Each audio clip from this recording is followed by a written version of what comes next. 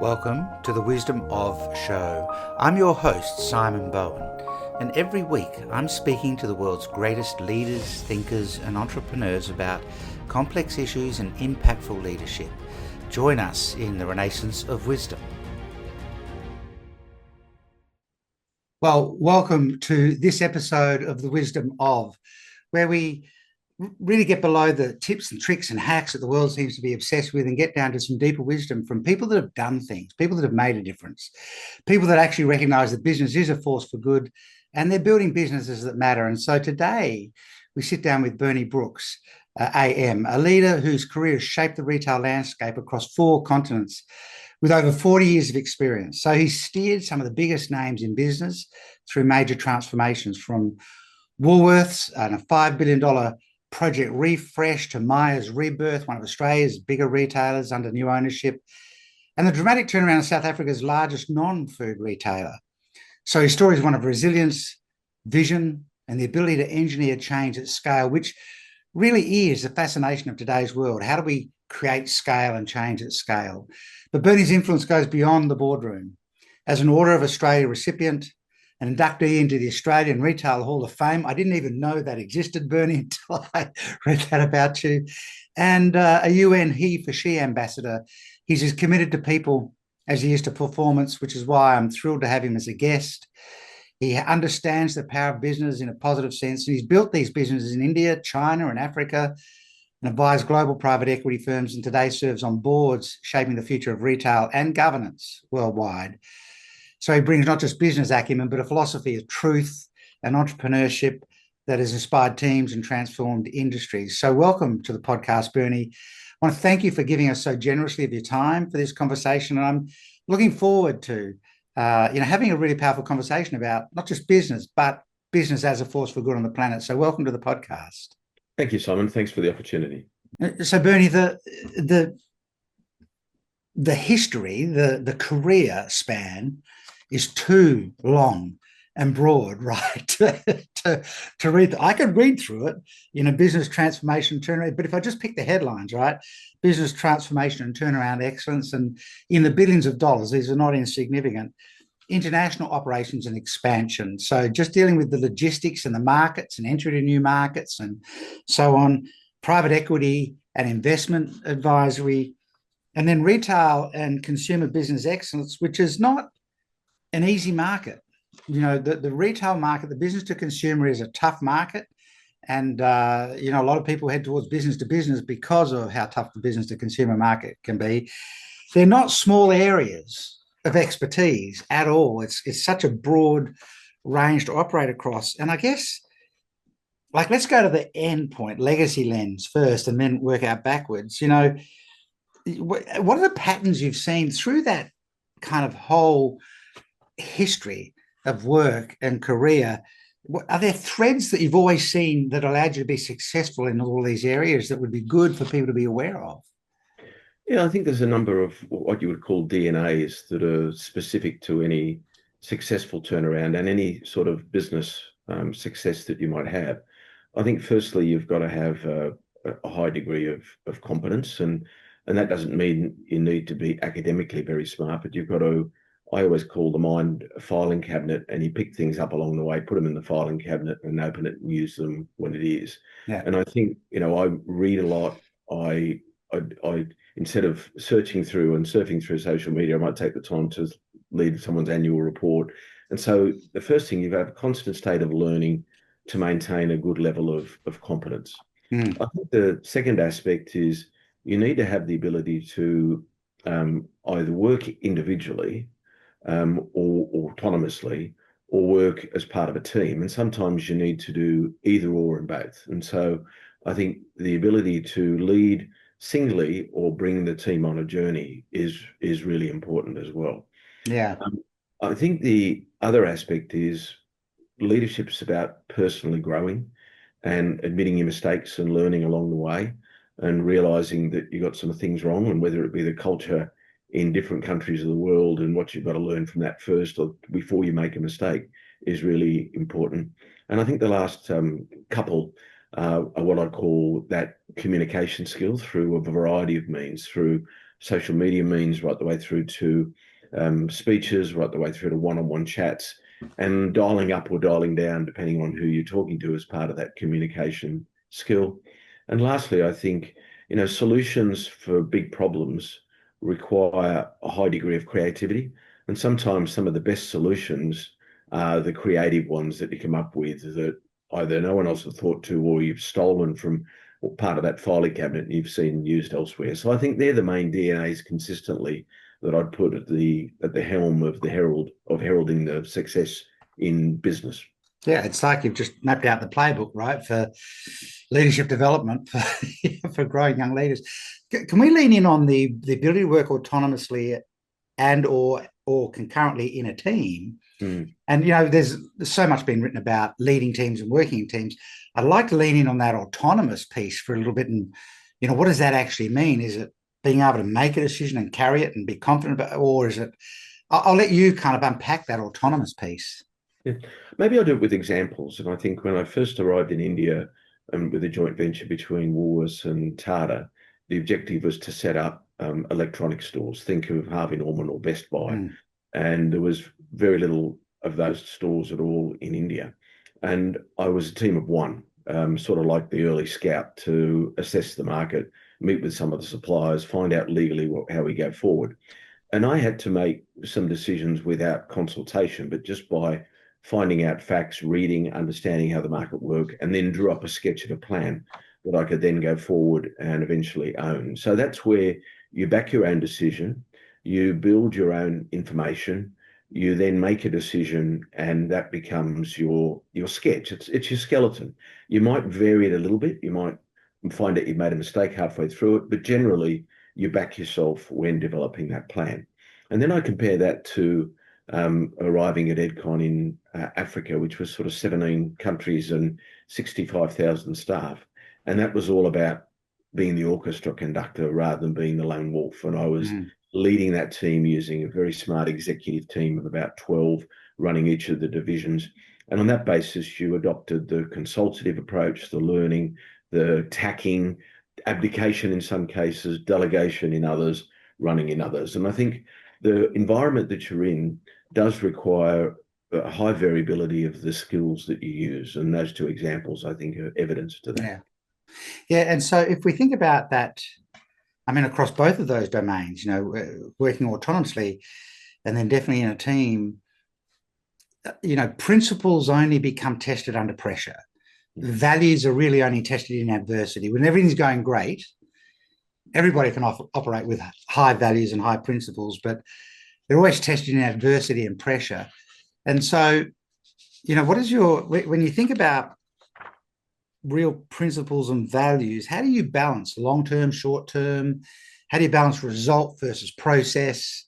It's easy sometimes just to, we'll cut some people and save some costs, but later on we're going to pay for that in a different way. I'd love to tap into your thought process around almost first principles thinking, as the leader, the buck stops with you.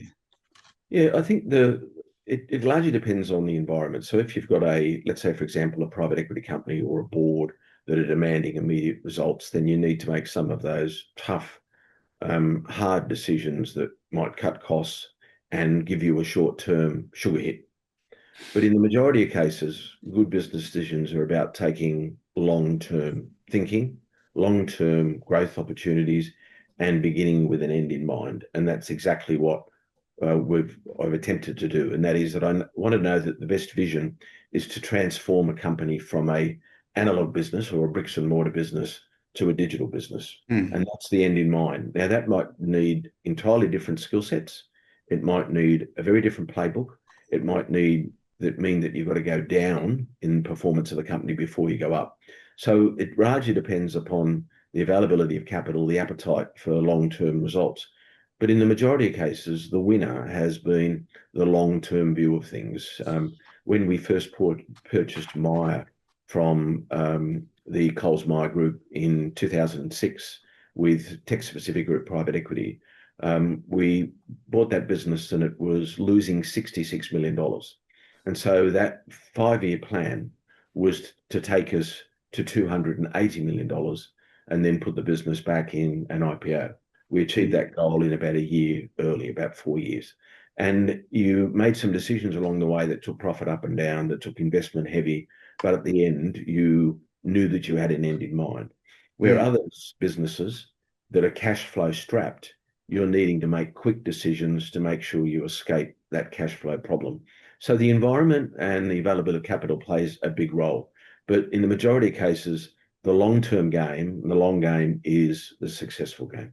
Yeah. So we talk about business transformation, and you've kind of given rise to me thinking about a model that we could build in this. And we think about sometimes when people are thinking about business transformation, they're sort of thinking about something quick kind of thing, the turnaround, the classic sort of turnaround. But you're really talking about it's interesting that you lent in on what is the long-term end in mind, or I guess the vision.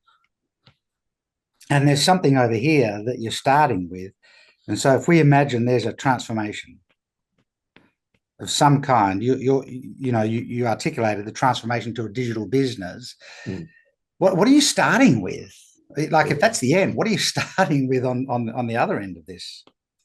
I think the first thing you've got to do is build a really good and comprehensive fact base.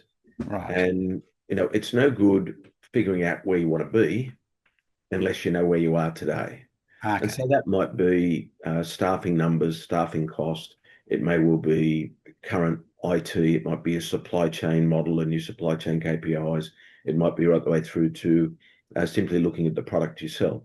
And what I often find invariably is that the fact base that unsuccessful companies are dealing with has a lot of inaccuracies in it. Mm. And so you always have to check the information provided, because somebody says, oh, look, we can't do that because the law doesn't permit us from doing it. But that might have been 8 years ago. But there's been 3 legislation changes during that time, and suddenly you find out you can. And so the value of historical knowledge and the history of a company is important. But I think the integrity with which you check that data and then create a fact base. And it's no different to checking the foundations on the house before you build the house. And I think you've got to make sure that the piles and every part of that construction is good. And Yeah. so test and check the data. And once you've got a good fact base, it gives you the opportunity to move to the next stage. And I think that's sort of quite often forgotten as people just come in and say, let's transform the business. Yeah. So, you've got a clear fact base. You've tested and checked the data. You're confident, if you like, about the reality that's in front of you now. You know what the reality is. What do you do next to start to drive this transformation? Yeah, I think firstly you need to establish a very good scorekeeper, and that could be can be called a program management office, a PMO. It can be called a transformation office. It can be a transform lead, and that team or individual needs to have some really good numeric skills. Mm-hmm. They need to have, Gantt charts, accountability, milestones, measures, and let's say be proficient in Microsoft project. And so they're the ones that are going to be there to help with accountability. They're going to be there to help to make sure your milestones are right, and they're going to be there to ensure that what you do have is a way forward that is working for you. And they would be at every one of the tables of every one of the transformation meetings. It's a skill that's quite unique. That sort of person's not easily found, because they can't be a specialist just understanding supply chain. They need to be an all-rounder and know something about a lot of areas. Yep. And then, that's interesting. So you try and get that in place first, actually, before you move forward on anything else. Is that what you're suggesting? Exactly. Yep. And so you get that in place. Then what do you? So I've got real data that lets me know what reality is, and I've got a scorekeeper that's going to let me know what the future reality is. Mm-hmm. So that's really quite neat. I've got this thing circled now. Yep. Now where do we go? So now you need the plan, and the plan itself can be broken up into individual plans for each area. And I'll use the phrase, the sum of the parts then comes together to make the grand plan. Yep. And that plan may be an IT plan, a supply chain plan. It may be a plan with people. It may be a plan with product, promotion, marketing, but you need to break down the individual plans that will deliver that end in mind. Mm. And with that, that same accountability of the scorekeeper, who is the advocate and supporter of each person that owns the plan, they are actually there making sure that the plan is underway. But secondly, that plan is then communicated to everybody in the business so that we all know what we're doing, we know why we're doing it, and we know the benefits that we will secure from it. Mm. And who's driving all of that? So if you've got plans and communication, who's driving that planning process? I mean, where's the leadership living? So you would normally set up a program management office, Oh, and okay. you would have then, it's all coming out of here, right? yeah, and the PMO would contain your senior executives, Got it. and maybe I always think it's good to put a couple of graduates and people that don't have as much grey hair as the exec team in that group to be Yep. able to pinpoint the things that you don't know and keep you on track in the sense of making sure we're not missing a view from everybody. Yep. And Perfect. even as an example, as part of that fact base, I always make sure that I attend or run focus groups. And those focus groups are for staff, for customers, and for our suppliers. And that builds, let's call it the non-data aspect of the fact base, so that you know exactly what the customer's thinking, our suppliers are thinking, and our staff are thinking. And that provides a lot of feeders for the plans, because invariably your staff, your suppliers, and your customers can tell you what you're doing wrong. Yeah. If I was running an airline and I got airline customers, they tell me the food wasn't hot, the seats were uncomfortable, it wouldn't recline, the video system didn't work, and you'd know perfectly well what you've got to address. If I had staff, it might be that their rosters are wrong. And similarly, from a supplier point of view, it could be that you're buying the wrong product at the wrong price. And so you build that fact base up to develop the plans. Is that's interesting, the idea of focus groups in the turnaround. Do you find is that kind of skipped a lot of times when people are getting into focus groups across multiple layers? I've not heard somebody else talk about that before in the turnaround cycle. Yeah, it's very much missed. And when you think about it, invariably companies that are broken, people know what worked, what didn't work, and why they are broken. Mm-hmm. And so what they will do is they'll be quick to tell you. So I'll go to the focus groups and I'll bring a notepad with me and I'll take copious notes, and then I'll put it into a skeleton of a plan and present it to the management team, and they think I'm a genius. But actually, it's not my plan. All I've done is I've stolen what people that have been in the business longer than me, that knew what worked and what didn't work, and why policies were changed when they shouldn't be, and why investment wasn't made when it should have been. And they will give you a good part of the plan that you then need to deliver on to get to that sort of end in mind. I think part of the genius, though, Bernie, you're displaying kind of an Australian self-effacing attitude, but a part of the genius is knowing when you're hearing the stuff that matters, right? And not hiding from it by agenda. Well, that wouldn't be the issue, or that wouldn't be the issue. So, you've established a fact base of reality, but also data checked that, including really hearing live from people. Now we have a really clear view of where we're at. Structuring, people to keep score, the PMO with the executive leadership. So really what you're doing there is assigning the leadership accountability to actually drive this, putting plans together, including the communication plans, which need to clearly demonstrate that they will deliver the end that we're seeking, end in mind. And so now we've got the right people, we've got plans, we know what reality is, we know where we're trying to get to. What happens now?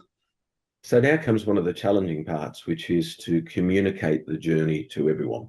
Mm-hmm. So they're plans that aren't secret plans. They're not in a bunker in a war effort. These are plans that need to be effectively shared with the entire team. Mm-hmm. And I use a phrase that you need to talk till you're hoarse. And you just continue to talk and fill people in on what you're trying to do, what the benefits will be to them individually, And you do that at different levels. So it may be that you're on the warehouse floor. It might be that you're in the IT office.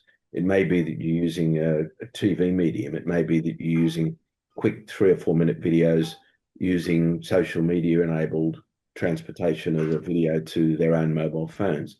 It may be that you're writing CEO and board updates. And so it's no good just using one form of communication. I think today we consume information through multi forms of media. And I think it's exactly the same for our employees and our customers. And when I talk about communicating to the staff and communicating to the suppliers, you would have supplier roadshows where you would fill them in what they're doing, but then also you would have communication to the customer. And it may well be as simple, let's say you're refurbishing a flagship store. You will put pictures in that store as to how it will be. You will keep them updated on the various phases of the delivery of one department, delivery of another. And so you also bring everyone on the journey so that they're not getting frustrated if there's dust, they're not getting frustrated if there's a refurbishment, they're not, and the staff are not getting frustrated if suddenly the computer system wasn't available for a day. So what you need to do is make sure that they are not only adopting the principles by which you change, but they understand what the benefit will be and paint them that picture so that they become excited by it, and then give them and measure the milestones along the way so that they can see progress being made. Yeah, I had originally said communication at all levels, up and down, but really you're talking about communication in all directions, right? Including suppliers and, inside, outside, up and down. So board all the way down to the lowest level of the organization and in every direction externally. So, we communicate in a way that engages everybody. I don't know that the end has occurred yet. We've got everybody engaged. Yep. How do we close out these last couple of steps that the transformation actually occurs? So you'll be delivering some of those plans early. Some will be right at the end. Yeah. But to me, one of the secrets to transformational success is actually celebrating the success. So as each of the plans are delivered, you're celebrating. Right. And if it becomes a horsepower or a tailwind for those people still in the trenches delivering on the transformation. And so you need to be celebrating success. And that could be awards, rewards, demonstrations of great success. Could be as simple as pats on the back. But you've got to celebrate the success, because what it then does is it fosters a greater degree of enthusiasm in individuals to be able to continue to perform and succeed. And assuming you've delivered the plans on time and in full, and you've done a very good job of keeping all the stakeholders, including the board, up to date, then there's something certainly worth celebrating. And so the celebration is often forgotten. Yeah, so that step from plans to delivery on each of the individual plans. So now we've got different groups of people delivering against different plans for the whole, right? Mm-hmm. The celebration is one thing. Is it the PMO holding together accountability across this delivery cycle here, or is that now down to line management? Yeah, it's a good question, because what you have is milestones that in the plans cascade down to every level. Okay. Yep. So it may be that the CMO is responsible for moving more of our expenditure, for example, to social media from traditional media. Yeah. And so that's her or his top line responsibility. But then you move it down to the media buyer, and they've got splits by percentage of what they've got to get.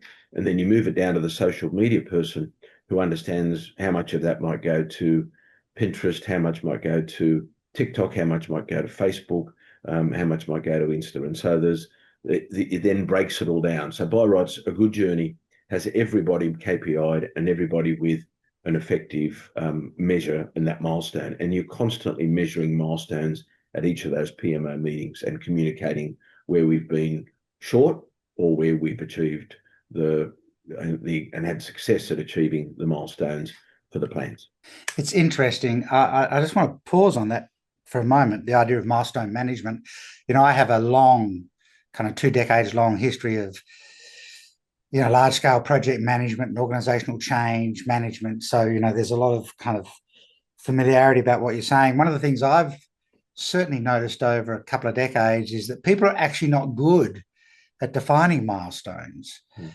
And if you don't define the milestones well, milestone management becomes hard. I'd love to kind of, it's easy to throw the word milestone out there.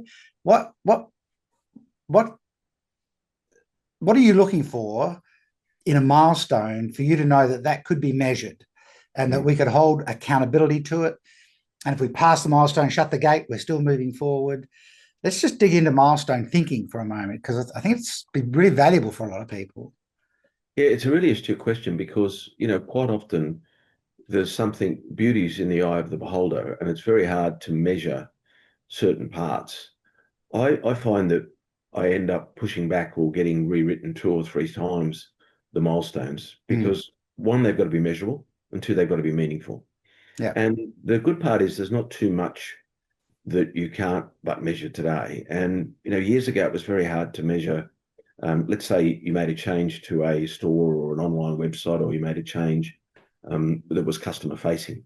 You would say, all right, well, we'll measure that when we next do our annual survey of customers or our continuous monitor. But that means you don't get the result for 6 or 12 months.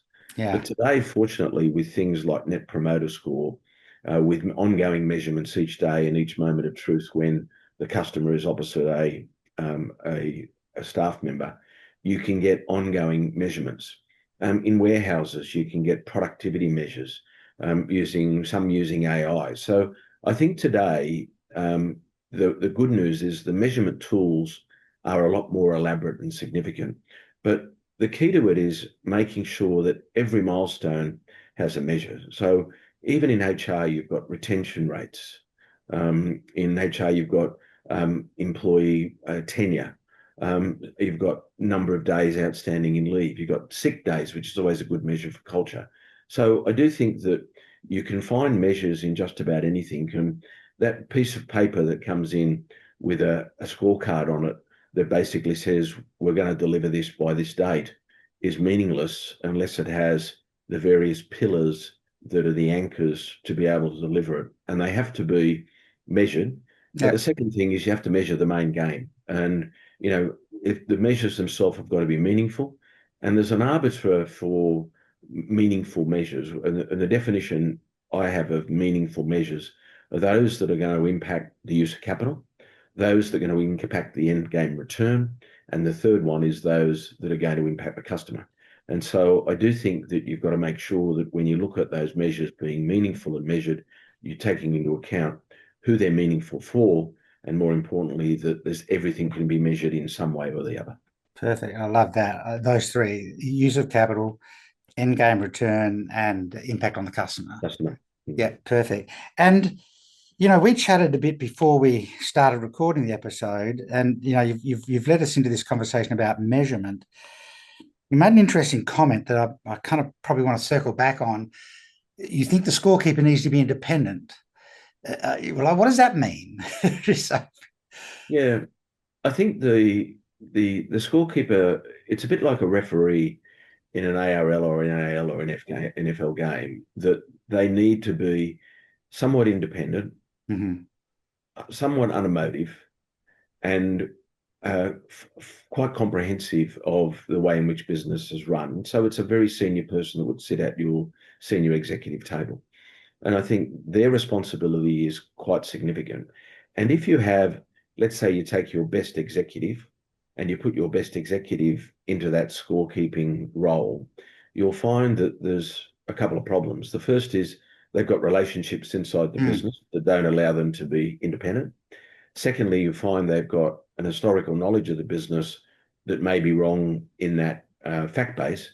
And the third is they may not have all the skills that you require of Gantt charting and measurements and updating and making sure that everything is on time and delivered in full. So I'm a bit of a fan for having an independent scorekeeper that works very closely with the CEO and the board and is there as your honesty broker in making sure the transformation is effective. Yeah, and so they almost sitting outside of the transformation, just watching it. Exactly. Yep. Okay, interesting. So we've got these plans being delivered. Um, we have milestone management in place. We celebrate the wins. Is there anything else between that and we've realised the turnaround now? We've realised the transformation. Is there anything else that kind of closes it out? Yeah, there's one last component in there, which is the component of what I think the consultants call post-implementation review, or PIR. And to me, it doesn't end with we've delivered a shiny new store, we've delivered a new platform, we've delivered a whole new business model, Mm, because it can easily fall down and become an old business model very quickly. And so therefore, your post-implementation review would make sure you look at what's working, what isn't working, and it has also a greater degree of measurement in place to make sure that that end in mind is in fact the correct end in mind. And the pot of gold that you've got at the end of that end in mind rainbow, it continues to be delivered for years to come. Because invariably you might find that suddenly the world changes, there's a new technology, AI has an impact, there's a new yeah, model, and you need to change and retransform the business. Now, it wouldn't be straight away, but I call that the constant state of flux that a lot of businesses are in, where you're continually changing your model because of the nature of the speed at which society and life is changing. yeah. What you've just built for people watching the podcast is a map. An entrepreneur that's had a business for a while but decides they need to turn the business around Mhm. or transform it, follow the map. There's going to be some challenges for them in there. You're suggesting let's bring a scorekeeper in from outside, and they're going to challenge you as the owner or entrepreneur. If you become the leader of a business and there's a turnaround that you need to do, follow the map. I think it's a great capture of the conversation around turnaround and transformation is often thrown out there, but it's actually a science. Mm. And if you follow the science, and you said before, measure data, reality, not emotional responses. What's the data telling you? I think the thread it seems all the way through is what is the data telling you, Yep. basically, and respond to the data. Let's thank you for doing that and letting us map your turnaround brain into a visual representation. It leads me to a conversation about governance. You've seen so many kind of organizations and re-engineered and things like that, and I know people matter a lot to you. I know, culture and leadership are big ideas for you, but you're also the first independent chair of the Australian Food and Grocery Council, and that's the chair role is a governance role. I'd love to lean in on the governance conversation for a little bit at that more senior level when you've got this happening underneath you, whether it's a business as usual or a transformational turnaround. What are the critical things for you from a governance point of view for very senior leaders? Yeah, I think the role of a board in most Western countries is similar. It might have a few different regulations, but generally governance becomes the main priority of the board. And the definition of governance is not just making sure all the rules are followed. Yeah, It's making sure that you've got succession plans in place. It's making sure that you've got a strategy in the business. It's making sure that your remuneration and reward policies and programs are correct. It's making sure that you've identified risk in the business. It's making sure that you're getting the business audited. And it's making sure that a plethora of policies, whether it be anti-slavery policy, whether it be bribery and corruption policy, whether it be policy on bullying or HR policies, all of those are modern and being adhered to. And so that becomes a bigger job than what people used to think, and perhaps some still do think, is the role of a board. mm, And those principles are very much the same principles that good management teams will adhere to. I mean, the job of a manager is to deliver on a strategy. The job of a manager is to ensure that there's fair levels of equitable remuneration, is to make sure that all the policies are adhered to, whether that be an ESG policy, whether it be a sustainability policy, any of them accordingly. And so the the concept of cascading again comes in with the board really being the key holders of being able to ensure that there's a degree of independence and management making sure that they do their best to follow the guidelines or guardrails that have been provided. Mm. And you'll find that companies that lose significant market value or companies that quite often aren't successful, a lot of it comes down to their inability to have adequate and good governance, either in their employees, their suppliers. And there are plenty of leaky buckets where that governance can fall by the wayside. And governance is put in place to ensure, with a degree of comfort, your employees can work for you, and with a degree of comfort, people can invest in you. And Mm. so, therefore, underestimated in the true role of both the board and the chair, and underestimated even by management as an important driver of sales, profit, and cost in the business. Yeah, I mean, it's oftentimes seen as a compliance or regulatory mechanism when in fact it's a distinct competitive advantage when it's done well. The Australian Food and Grocery Council see transparency and trust as key kind of components of great business, right? And I guess that's a part of that governance thinking. How does let's imagine we're talking to someone who's quite young, but they're in a leadership role and they might have started a company or they've taken on the role of leading a company. I'm not sure that everyone's been taught automatically to operate with true transparency and trust and see governance as a competitive advantage. Like, how do we just make sure we don't break the rules? Or, what advice would you give that young leader around transparency and trust so that they actually saw that as a superpower? Yeah, I think the ability to build a successful business rests on a number of dimensions that all come around governance.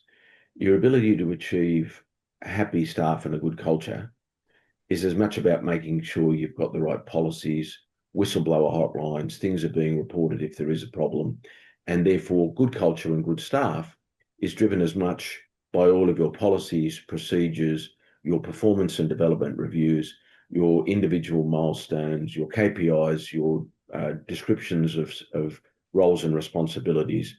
And all of those lead back to good HR governance. Mm. Your ability to turn a good financial report is as much about making sure that you've got stock takes in place, that you have good financial management and integrity with the numbers. And that, again, is good governance. The ability to have the right product is as much about adhering to government health regulations, ACCC or regulations. All of the regulations along the way, whether it be TGA, are all put in place. Then it's up then to you, the board, to ensure governance is in place. But that means that you've got the right product. You're not getting product recalls. You're not getting product contaminations. And again, that comes down to governance. And another example, and there's plenty of them, but your ability to manage the business through succession so that if somebody leaves you or gets sick and they need to be replaced is also about good governance as well. So the threading of governance throughout the business is directly and significantly linked to the ability to secure profits and an enterprise value enhancement for the company. And I think it's not a hard crayon line to actually draw. Yeah. And secure, investment capital and, the regulatory support, transparency and trust give you so many advantages across so many groups, that are making judgments about the business, if you like. You're well known for empowering people. You like to foster entrepreneurship in people. I guess that inventiveness and inside organizations. How do you spot potential in people? Maybe before they even know that they have the potential. You could be the first person saying to them, I think you could do this.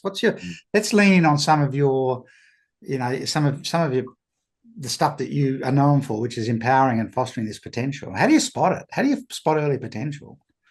Yeah, I think that's not an easy thing to do. And you've got to make just as many mistakes to be successful with the ones that turn out to be really good.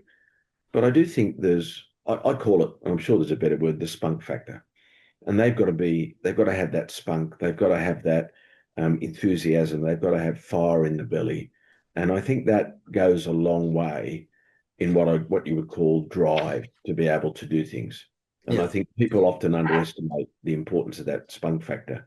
I remember opening one of the largest stores in Australia, and we did 15-minute interviews, and those interviews were for about 300 jobs and 15 minutes each. It's a bit like speed dating on an interview format. And you had their resume, so you knew that they had credible experience in certain areas. But those 15 minutes were about, what hobbies do you have? What do you do? How do you like to work? How many hours a day do you work? What time do you start? What do you like about work? What don't you like about work? And it's all to do with that sort of spunk factor. And some of that's cultural.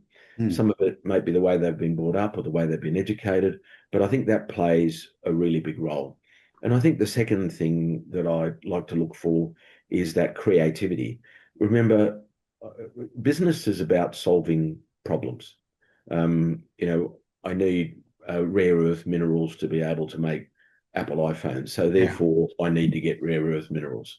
And business is about creative solutions.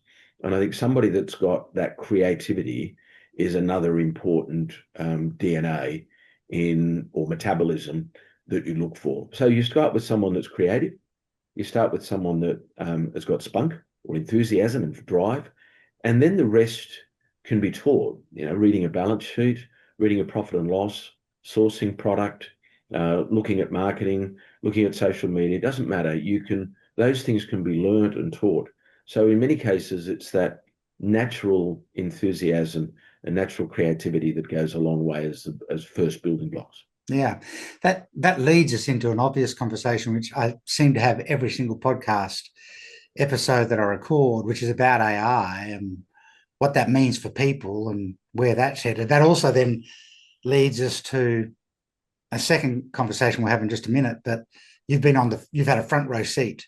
Actually, you've been on the field of play in retail now for 4 decades. I think it'd be interesting to get a view on where you think it's all headed. But let's just lean in on AI for a little bit, because it's, depending what you read, it's going to wipe out the workforce, or it's actually the greatest thing. I don't want to solve the existential crisis about AI, but certainly in the fields of enterprise that you're familiar with, where do you think AI is leading us? And you've already articulated two human qualities. They've got spunk about them and they have this creativity. But I'd love to get your take on AI and technology and people as a conversation. So, having a little bit of grey hair, I recall quite vividly that when the World Wide Web was first launched, it was going to do away with thousands and thousands and millions of jobs around the world. I recall in retail when scanning was delivered instead of old price tickets on things, it was going to do away with checkout operators, and it was going to do away with staff, and it was going to do away with jobs. And similarly, when social media took charge of marketing and became one of the big marketing vehicles, the death of television and the death of books when bookstores started to close, and all that happened is it moved from bricks and mortar books to digital bricks. So I think we always get this scare tactic that in fact it's the end of the world, and that when this new technology arrives, it's going to be dramatic. And we even had a little bit of it when people were talking about the metaverse that was coming. So I think firstly, there is always a bit of fear of the unknown. I think the sort of 2 or 3 points that I would make in regard to AI. I think firstly, AI has been here for a while and being used already in a multitude of ways, whether it be chatbots, whether it be support, whether it be automatic answering, it's whether it be methods of balance sheets. You'll find that AI is already prevalent and has been prevalent for probably 10 years in different forms called different things. So I think firstly, we shouldn't be scared of it because it's already here. I think the second point I'd make is that AI is not AI without human AI. And I think eventually we'll move to this terminology of human AI, because it's still going to require a gut feel. If I go back to that transformation discussion, at the end of the day, I'd have a really good database. really good fact base. But then it required what I'll use your phrase, the science of it with the art of it. Yeah. And quite often you can't get that art out of AI. It's from, oh, geez, I made that mistake last time. I'm not going to make it this time. Or I decided that we were going to do this with the customers, but that was the wrong decision. And so to some extent, that human interface is going to be the overseeing factor of the AI interpretation. Now, it's going to save a lot of time, a lot of effort, a lot of trouble. It's going to help with accuracy. It's going to do all those things. I mean, it can be a marvelous asset, but it is an asset. And so therefore, I think we've got to interpret it that it is another asset that we use, another string to our bow to enable us to be effective. And I think the third aspect is that I think the approach is not one to be at the bleeding edge. I think the approach from an AI point of view is to graduate into AI by using more of it each day. I mean, I used an AI delivery tool every day, and I'm probably saving me 15 minutes, maybe half an hour a day doing different things that I used to do different ways. And I think I'm graduating into that AI environment, maybe a little bit slower than the average person, but I'm getting there. And I think that's where you've got to be careful not to jump in full steam ahead, but rather graduate into it. Well, people think that AI really emerged in November of 2022 when Chat GPT came out. But in fact, it's been a long tail technology for a long time. Okay. And there's an important thing that I keep talking to people about.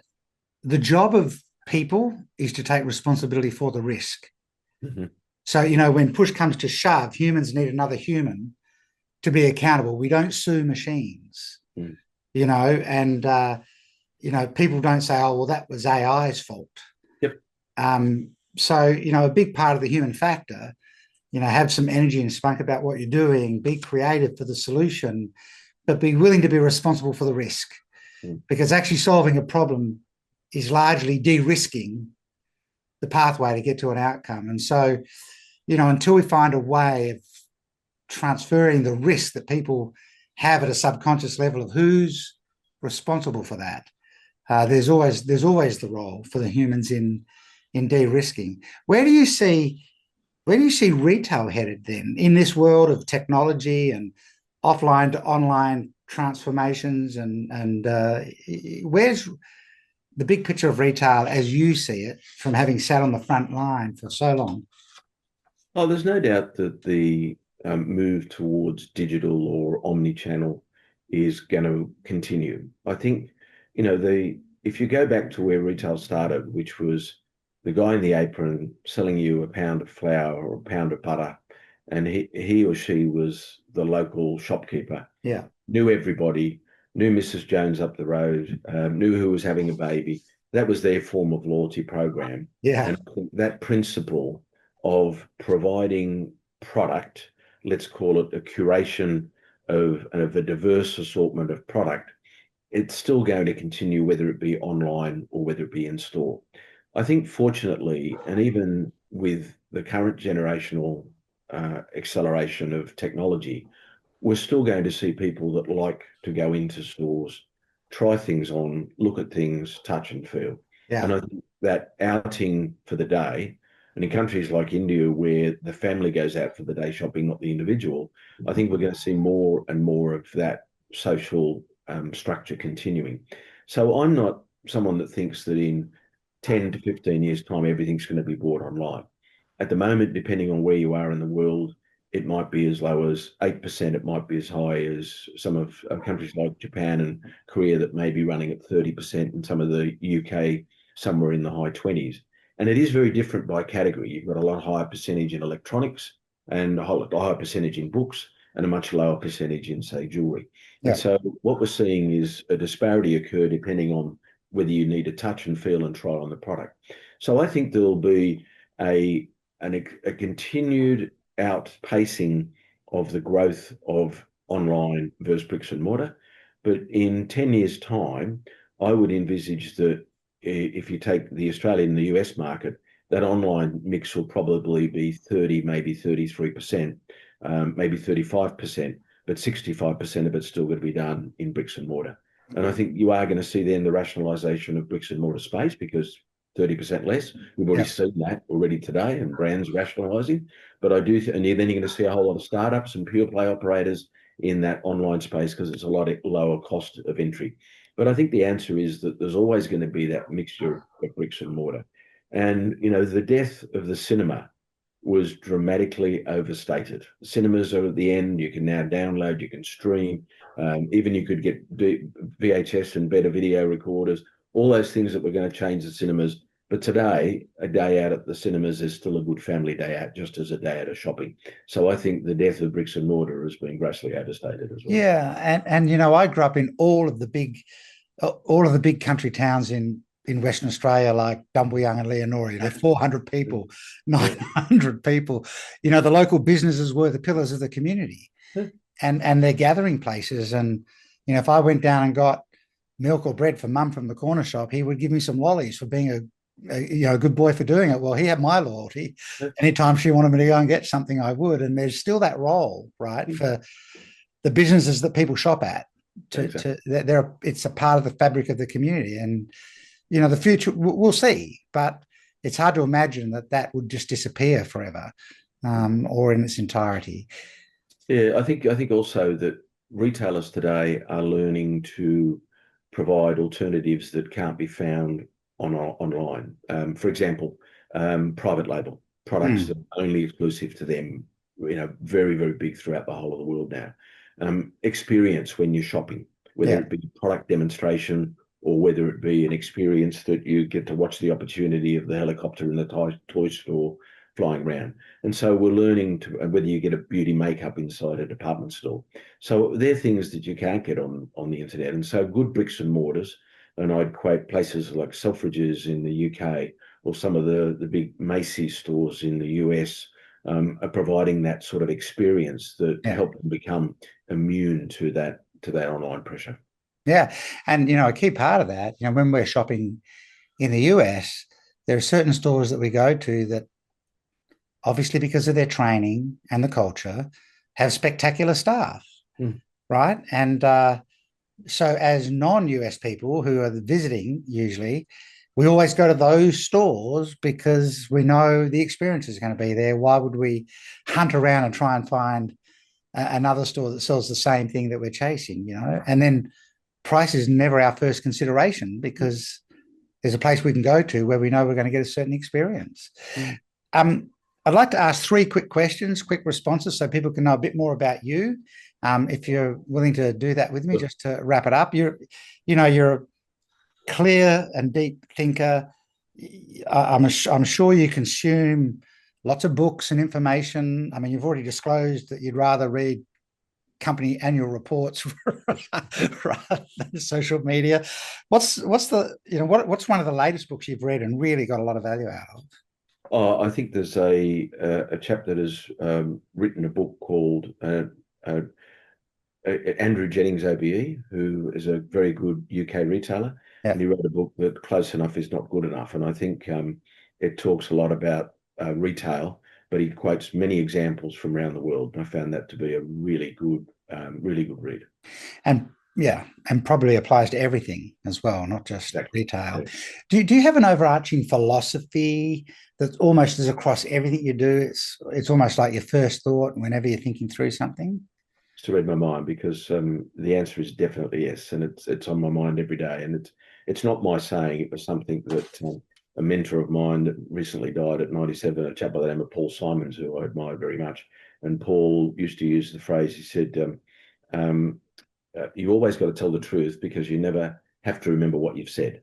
And I think that truthfulness is critical, and you don't have to remember very much because you only remember the truth. The problem is when you start with a lie, that it becomes over more complicated. And I think that integrity and truth becomes a flagpole that you happily raise your flag up.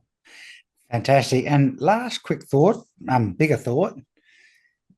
If you could have, been a fly on the wall in any big negotiation that's happened in the world over time, but you would love to have been able to witness the intricacies of that negotiation, is there anything that springs to mind that just fascinates you? I think it would probably be a number of them, but the one that would be very interesting to be at would be the imprisonment of Nelson Mandela.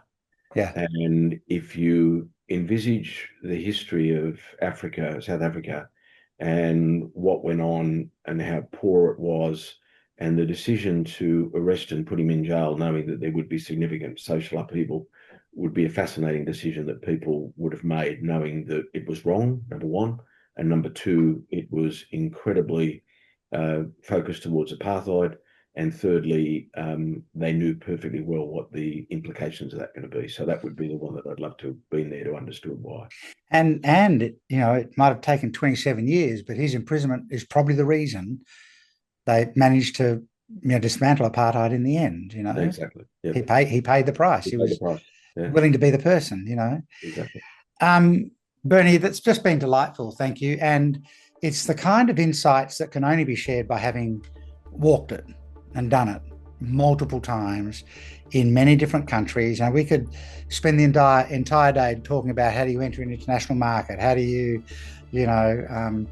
turn around a really broken business, et cetera, et cetera. But, time is limited. So I really want to thank you for being so generous with your time and sharing your wisdom with us. And I know that people will get, an enormous amount of value out of this. If you're an entrepreneur, a senior leader, there's a transformation or a change that has to occur. Go and grab the model. We've unpacked Bernie's brain into a visual, follow the bouncing ball.